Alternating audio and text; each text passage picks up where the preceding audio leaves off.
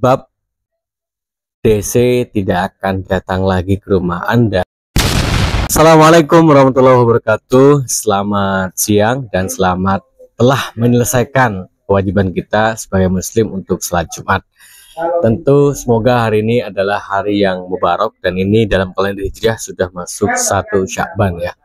Dan hari ini saya akan mencoba memulai kembali memberikan sedikit informasi mengenai gagal bayar di pinjol.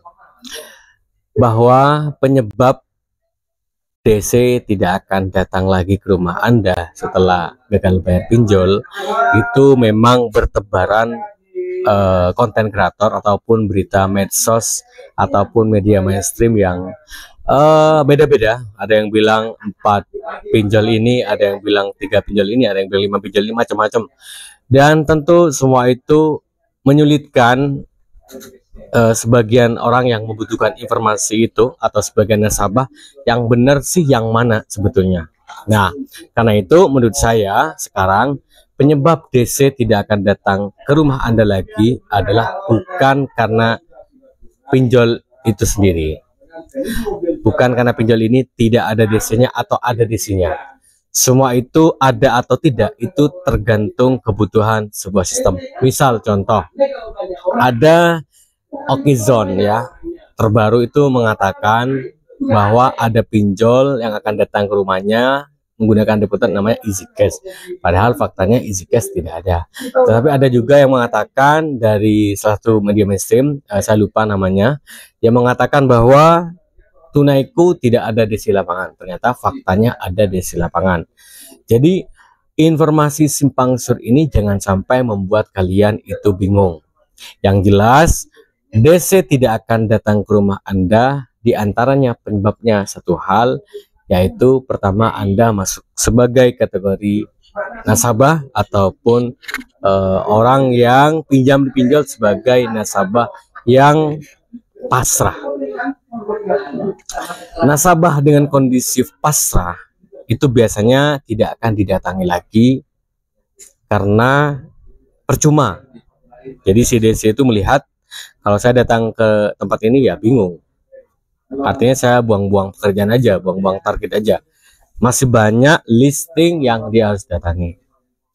Tetapi ada juga yang sampai didatangi tiap hari, bahkan seminggu bisa 3 kali gara-gara limit pinjol itu sendiri tinggi. Misalnya limitnya sampai 50 juta. Ya otomatis CDC ini memprioritaskan itu sebagai penagihan. Nah, pinjol apa yang biasanya lebih banyak? Nah, ini yang akan juga saya berikan informasi, teman-teman. Nah, di antara pinjol yang banyak ya merekrut karyawan penagihan tentu adalah yang pay letter. Di antaranya Kredivo. Nah, Kredivo ini tersebar di berbagai kota. Meskipun dulu sempat juga sudah disurati oleh otoritas jasa keuangan karena adanya perilaku oknum DC yang tidak sesuai dengan aturan. Kalau sekarang masih ada, maka seperti biasa saran saya adalah siapkan kamera Anda, kalau ada CCTV Anda, kalau ada juga semua hal-hal yang bisa merekam dan membuktikan pelanggaran yang dilakukan oleh debt collector. Kemudian juga selain Kredivo, yang kedua adalah Akulaku. Akulaku memang sebagian ada, bahkan juga disebut merata di berbagai kota, tapi tidak untuk yang desa-desa, biasanya jarang. Nah, Akulaku sendiri juga akan melihat limit dan radiusnya. Saya pernah bertemu dengan salah satu penagih dari Akulaku langsung, dan saya minta tolong berikan saya informasi karena dia sudah resign ya, tentang sebenarnya bagaimana sih Akulaku itu dalam melakukan penagihan yang lagi gagal bayar. Dia bercerita tanpa saya nyebut namanya, dia berkantor pada sebuah perusahaan, di situ tidak ada plang tapi hanya penagihan, dan dia bagian dari telepon terus. Dia bisa nelpon 1000 kali dalam sehari atau 1000 kontak. Tetapi memang ada sistem mesin yang itu AI yang akan mengingatkan tiap hari 1 kali sesuai dengan aturan yang ada di otoritas jasa keuangan. Tentu kalian harus tahu setidaknya ada 4 hal poin di mana dilarang oleh OJK yang dilindungi langsung oleh API. Maksudnya yang akan menindaklanjuti menerapkan itu API. Yang pertama, DC itu tidak boleh melakukan kekerasan verbal, juga kekerasan fisik seperti ancaman, intimidatif, bahkan misalnya pemukulan tidak boleh. Tidak boleh melakukan pemaksaan dan juga tidak boleh melakukan penyebaran data pribadi. Itu Anda harus tahu ini, karena ini adalah hak Anda untuk mengetahui. Tetapi mereka biasanya juga punya hak, ya. Mereka punya hak untuk dikonfirmasi kepada Anda yang menjadi nasabah. Apa hak mereka? Yaitu mengingatkan Anda sebagai nasabah yang berhutang. Nah, biasanya mereka akan bercerita tentang diantara resiko ketika Anda gagal bayar. Resikonya tentu adalah slik OJK tidak akan baik lagi, apalagi sudah masuk kol 5, sulit untuk mendapatkan pinjaman lagi di bank. Ya, update-nya seperti itu. Kemudian yang kedua, tentu mereka akan bilang Anda akan kami tagih, ya, akan kami kunjungi. Nah, itu yang akan mereka lakukan. Itu tidak jadi masalah, tapi kalau mereka mengatakan Anda akan saya permalukan, itu berarti sudah masuk ke pelanggaran. Itu kalian harus rekam dan langsung ditindaklanjuti ke pemerintah, karena pemerintah katanya hari ini sudah menyiapkan secara khusus bagaimana melindungi masyarakat atau rakyat yang terjerat di korban pinjol maupun korban intimidatif yang lain, seperti itu, kira-kira begitu. Tadi saya bilang aku. Kemudian yang ketiga adalah Tunaiku dan Amarbank, itu tentu ada karena dia semi konvensional meskipun juga masuk kategori pinjol, ya. Kemudian yang keempat ada juga Indodana, dan yang biasanya lebih brutal lagi, DC lapangan sih nggak brutal, dia tidak ada ancaman, tapi dalam proses penagihan yang siluman itu lebih gencar, namanya kredit pintar. Nah, kredit pintar entah kenapa di beberapa minggu ini banyak laporan masuk ke saya, dia mulai membeberkan data, misalnya data di mana Anda bekerja, nomor kantor Anda bekerja. Jadi mereka akan melakukan proses intimidatif itu. Seperti yang pernah saya upload di video sebelumnya, ada satu karyawan di sebuah perusahaan, di sebuah rumah sakit, dia terjerat di pinjol kredit pintar. Dia tidak pernah pinjol di ilegal, tapi kenapa faktanya mereka melakukan tindakan intimidatif? Ketika ditanya, kamu pinjol apa, pasti dimatiin. Tapi dia punya gejala, dia punya analisis, ini mesti kredit pintar. Kenapa? Karena 1 jam setelah kredit pintar nelpon mengingatkan dengan baik, 1 jam saya itu ada penagihan yang sangat intimidatif dan menyebut angka yang itu sesuai dengan tagihan yang ada di kredit pintar. Itu diantara pinjol-pinjol yang mungkin harus kalian siapkan mentalnya untuk menghadapi 4 pinjol tadi.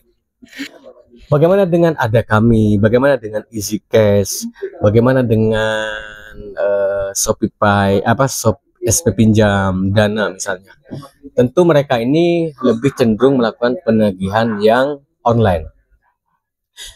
Bahwa ada yang debt collector, sementara ini belum ada. Kalaupun ada, saya belum menemukan yang langsung itu dari SP Pinjam. Rata-rata mereka yang datang itu penagihannya dengan telepon aja. Jadi jarang yang kemudian datang sebagaimana Aku Laku, sebagaimana Kredivo, sebagaimana Kredit Pintar, sebagaimana Tunaiku dan Amarbank. Sahabat ilmu yang saya muliakan, DC tidak akan datang ke rumahmu lagi. Seperti yang sudah sampaikan, pertama, jadilah Anda sebagai orang yang pasrah. Pasrah ketika Anda ditagih dengan kondisi apa adanya. Pasrah ketika Anda diancam, akan diintimidat, akan dipermalukan. Pasrah aja. Pasrah ketika Anda kemudian diberlakukan di Facebook, di komentar dengan brutal. Pasrah.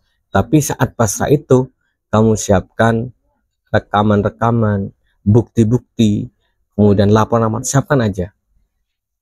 Artinya pasrah di sini adalah didasari oleh kekuatan iman yang tinggi, kekuatan spirit yang kuat, bahwa dalam kepasrahan saya bertawakal, apapun yang datang kepada saya, penagihan sebagaimana apapun saya akan terima, saya akan terima apa adanya. Saya anggap itu sebagai sebuah gelombang yang datang dan saya akan menjadi batu karang.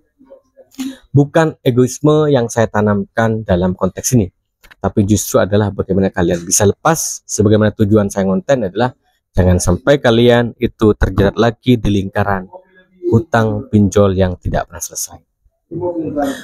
Tentu bagi kalian yang punya hutang pinjol cuma satu, saya sarankan jangan gagal bayar. Nama baik tentu penting, ya udah selesaikan aja. Tapi kalau Anda sudah tidak mampu, ada pinjol 5, pinjam ke offline, ke orang, ke tetangga, ke teman, pemasukan gak ada, maka jalan satu-satunya adalah harus kemudian refresh ulang, yaitu dengan cara, ya bukan cara, memang kondisi sudah menuntut kamu untuk gagal bayar. Tentu banyak perbedaan antara saya dengan Raja Galbay misalnya, di mana mereka itu mengkampanyekan ya wis gagal bayar, yuk jadikan sebagai strategi untuk menghancurkan pinjol. Bagi saya itu adalah cara bodoh, karena yang namanya pinjol, itu sudah menyiapkan intimidatifnya. Itu adalah cara-cara brutal, cara yang tidak baik. Kenapa? Karena jelas Galbay yang secara sengaja itu pada pinjol ilegal. Pada pinjol legal tidak boleh kita sengaja. Bahwa kamu sengaja karena niat baik, saya kira apapun niat dan tujuan baik kamu, kalau tindakanmu tidak baik, itu tetap ujungnya tetap tidak baik. Jadi sudahlah, pasrah, lebih aman. Tidak perlu ngomongin joki, tidak perlu ngomongin jasa, karena mereka itu juga semua adalah bagian penipuan-penipuan. Bahkan saya pun tidak setuju dengan adanya agensi seperti Malahayati yang kemudian menjadi konsultan korban-korban pinjol. Tidak setuju apa kalau diminta uang pembayaran. Apa ya, nurani aja ya. Bagaimana kok bisa orang berbisnis dengan memanfaatkan kondisi realitas di mana mereka sudah tertindas? Mending bisnis yang lain gitu. Jangan sampai kita buka sebuah bisnis konsultasi untuk hal-hal yang sifatnya mereka itu butuh bantuan, bukan sembahyang. Nah, hal semacam inilah yang tidak sesuai. Bahwa saya salah anggapan ini, boleh kalian berikan kritikan, berikan saya komentar. Jangan-jangan saya salah karena saya tidak kenal misalnya, boleh. Tapi saya ingin meluruskan bahwa agensi apapun, komunitas apapun, paguyuban apapun, kalau masih meminta uang, mencari keuntungan dari mereka, sudah cukup kalau Anda buat konten, cukup AdSense-nya aja sebagai bayaran Anda, cukup iklan aja yang datang, iklan pinjol yang datang ada. Meskipun kita nggak mau, nggak sengaja juga kan, ada datang iklan pinjol yang datang ke konten-konten kita. Tapi faktanya bahwa ketika Anda meminta orang bayar ini, alasan ini, komunitas ini, nah saya tidak setuju. Kenapa? Karena mereka hari ini butuh bantuan, bukan jadikan mereka sebagai lajang bisnis. Meskipun faktanya ini kan sebagai ya oke. It's okay, itu adalah alasan-alasan yang mungkin bisa membenarkan Anda. Tetapi bagi saya adalah saat Anda ingin menjadi orang, ingin membantu, sudah bantu aja tanpa harus meminta keuntungan dari mereka. Bahwa Anda akan mendapatkan respon baik ya, alhamdulillah. Yang penting niatnya adalah mari kita sebagai bangsa Indonesia, sebagai Indonesia jadilah Indonesia yang bermanfaat. Kita bisa share kebaikan, kita bantu mereka dengan kebaikan dengan jalur-jalur yang benar. Jadi jadilah nasabah yang pasrah.